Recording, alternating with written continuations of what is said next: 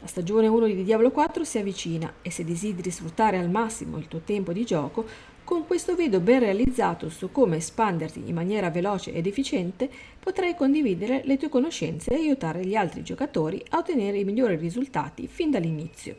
Ma da dove cominciare? Continua a guardare questo video per scoprire una serie di suggerimenti utili che ti guideranno attraverso il processo di crescita.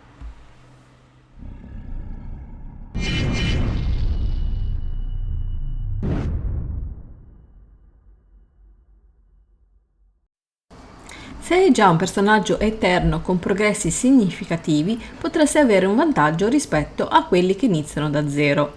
Tuttavia, per garantire un'esperienza completa, inizieremo dalla creazione di un personaggio nuovo. Durante la preparazione è importante anche considerare cosa puoi portare dalla stagione precedente. Quindi gli altari di Lilith, ad esempio, possono fornire progressi significativi e statistiche extra. Assicurati di trovarli tutti e di comprendere appieno quali vantaggi puoi ottenere e come utilizzarli a tuo favore. Se hai portato avanti un personaggio eterno e hai completato gli altari di Lilith nella stagione precedente, avrai una serie di vantaggi che puoi sfruttare nella stagione 1. Questi vantaggi includono statistiche extra e la possibilità di partire dal livello 2 di reputazione in tutte le zone. La reputazione è fondamentale nella stagione 1 di Diablo 4. Partire con il livello 2 di reputazione in tutte le regioni ti fornirà un vantaggio significativo. Questo significa che avrai abbastanza fama per completare 2 livelli in ogni regione, ottenendo così 5 punti abilità e 5 pozioni extra. Ti ricordo che quando andremo a creare quindi un nuovo personaggio partiremo con 0 soldi, quindi 0 gold, 0 oboli e 0 materiali di crafting. Inoltre la banca non sarà condivisa e quindi dovremo andare ancora ad acquistare eventualmente nuovi slot e quindi non troveremo ovviamente materiali o comunque equipaggiamento che abbiamo messo lì all'interno nel mondo eterno. Avendo bene a mente queste cose, ora vediamo una guida spiegando come passare dal livello 1 50 e 50 100 in modo ottimale, in modo che tu possa divertirti e crescere sapendo che lo stai facendo nel modo più efficiente possibile.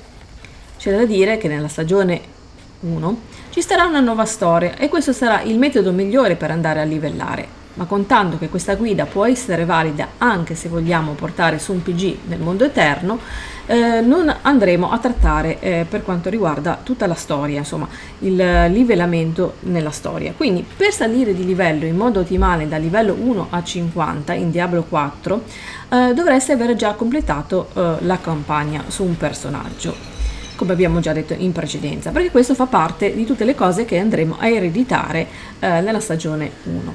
Per livellare in maniera efficiente bisognerebbe intanto raccogliere ricompense e fama per fare poi esperienza bonus, ripetere più volte le fortezze, giocare nella fascia mondiale 1 e fare squadra con gli amici in un party. Poi vi ricordo anche di andare a creare gli elisir che aumentano notevolmente i vostri punti esperienza andando dall'alchimista. Per accedere alle ricompense e fama, i giocatori devono seguire alcuni passaggi, semplici ma importanti. Su PC premi il tasto W per aprire la sezione fama. Una volta all'interno di questa sezione, i giocatori potranno esplorare le varie ricompense disponibili e scoprire come sbloccarle.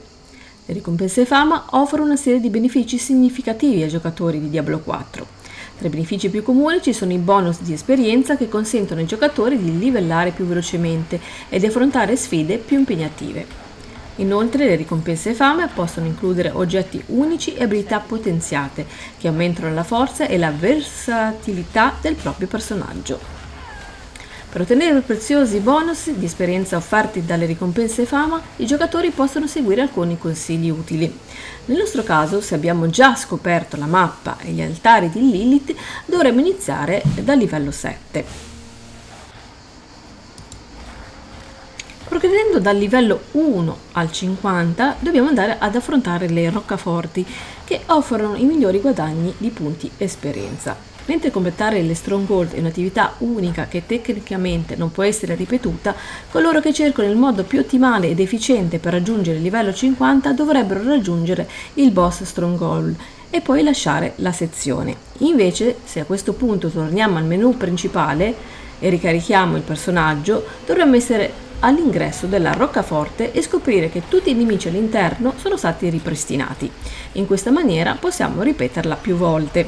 Allora ragazzi, questo è un metodo abbastanza semplice per poter aumentare e quindi la nostra esperienza e quindi ripetere più volte la Stronghold. Ma adesso non so se al momento dopo l'inizio della stagione sarà ancora valido questo glitch, però comunque se dovesse essere valido è un ottimo modo per andare a livellare. Quindi dai livelli 12-17 circa possiamo andare a completare le roccaforti di Malnok e Nostrava vicino a Kjovshad, poiché entrambe hanno un livello minimo di 15, in più basso per qualsiasi roccaforte in livello 4. Quindi dobbiamo andare a completare più volte queste due roccaforti e dopo aver raggiunto finalmente il livello 17 dobbiamo andare a fare altre roccaforti, ossia quelle di Onis Watchtower, Mordenland Lodge e Hope's Light, che hanno tutti un livello minimo di 20. Bisogna resettare e ripetere più volte queste roccaforti fino a raggiungere il livello 22, assicurandoti di non completare nessuna di queste andando a suonare poi alla fine la campana. Da livello 22 al 32 dobbiamo andare a Core Dragon in Fracture Peaks e andare a ripetere più volte questa roccaforte. Da livello 32 al 45 bisogna andare a ripetere Temple of Roth, anche se potrebbe non essere entusiasmante, e questo offrirà il percorso più veloce per arrivare al livello 45, attorno al quale potrei passare al War Tier 2 e completare comodamente la cattedrale della Light Capstone Dungeon. Ciò significa che sarei in grado di passare i contenuti di fine gioco sul War Tier 3 più velocemente possibile. Naturalmente non sappiamo se questi passaggi saranno totalmente validi anche per la stagione 1, ma lo sono per il mondo eterno. Naturalmente nella stagione 1 troveremo anche poi, presumo, delle missioni per andare a seguire, quindi salire nel Battle Pass, quindi è consigliato andare a fare sia la nuova storia come prima cosa e poi tutti i passaggi che ci permetteranno di salire nel Battle Pass. Vi ricordo che ci sono 4 difficoltà in Diablo 4: Avventuriero, Veterano, Incubo e Tormento. Avventuriero è la difficoltà più bassa e ha una quantità base di esperienza che guadagnerai uccidendo mostri. Questa quantità di esperienza aumenta in modo esponenziale man mano che passi di difficoltà maggiori. Bonus del 20% per Veterano, bonus del 100% per Incubo e bonus del 200% per Tormento. Fino a quando non sarai pronto per affrontare il dungeon Cathedral of Light Capstone, ti consiglio di giocare in World Tier 1, ossia Avventura. Mentre nel World Tier 2 garantisce un aumento del 20%, rende anche i nemici molto più difficili da andare a uccidere e questa cosa ti rallenterà durante il livellamento dal livello 1 al 50 in modo sostanziale. Quando giochi in modalità multigiocatore in Diablo 4 otterrai un aumento di esperienza. Questo potenziamento si applica a chiunque trovi e combatta con un altro giocatore nell'overworld di Diablo 4, ma raddoppierà se sei in un party. Se rimani vicino a un altro giocatore in Diablo 4 otterrai un aumento di esperienza del 5%. Questo vale ogni volta che sei vicino a un altro giocatore, incluso una persona a caso che trovi in giro per il mondo. Tuttavia, se sei vicino a un membro del tuo gruppo, questo aumento di esperienza multiplayer raddoppierà e arriverai a raggiungere il 10%. Questi bonus non si sommano, si tratta di un aumento complessivo e massimo fino al 10%, anziché di un ulteriore 10 più 5 originale, ma un aumento del 10% di guadagno di esperienza senza alcun bisogno di aumentare la difficoltà è una cosa da apprezzare. Ancora meglio, giocare Diablo 4 in multiplayer è generalmente più facile che da solo, poiché avrai più ruoli ricoperti. Quindi consiglio, ovviamente, se avete la possibilità, di effettuare subito un party. Quando hai raggiunto il livello 10 in Diablo 4 sbloccherai il mercante alchimista in tutte le città. L'alchimista è dove vai a potenziare le tue pozioni curative, ma puoi anche venire qui per creare elisir che aumentano varie statistiche. L'effetto principale dei vari elisir in Diablo 4 è diverso. Uno potrebbe offrire una maggiore armatura, ad esempio, mentre un altro aumenterà la possibilità di schivare. Tuttavia c'è un effetto che hanno tutti in comune, gli elisir. Aumentano la tua esperienza del 5% per 30 minuti. Dopo aver raggiunto il livello 50 puoi passare al World Tier 3 e spostare la tua attenzione quasi interamente su una cosa, i Nightmare Dungeon. Questi sono la migliore fonte di esperienza alla fine del gioco e serviranno come metodo principale per salire di livello.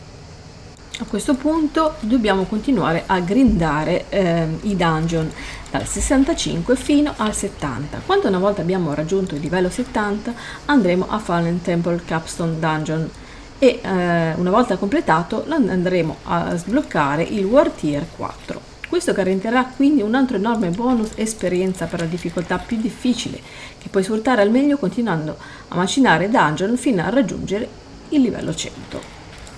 Come ho già detto ragazzi, questa guida è per quanto riguarda chi volesse fare un secondo PG o un primo PG nel mondo eterno. Nel prima stagione possono essere comunque validi questi suggerimenti, ma non sappiamo bene ancora cosa ci attende. Ovviamente tutte le novità saranno la cosa migliore per andare a fare esperienza. Se avete anche voi dei suggerimenti per andare a livellare il personaggio e magari non li ho dati, fatemelo sapere qui sotto nei commenti. Vi ricordo che oggi è molto importante, nella data del 18 di luglio, andare a loggare, perché in questo modo andrete a fissare tutti i salvataggi, soprattutto per quanto riguarda i punti fama e la mappa scoperta, in modo che la troverete sicuramente nella stagione 1.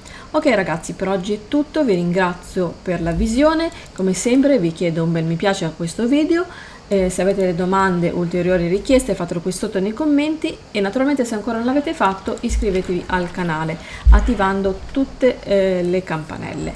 Ciao a tutti e alla prossima!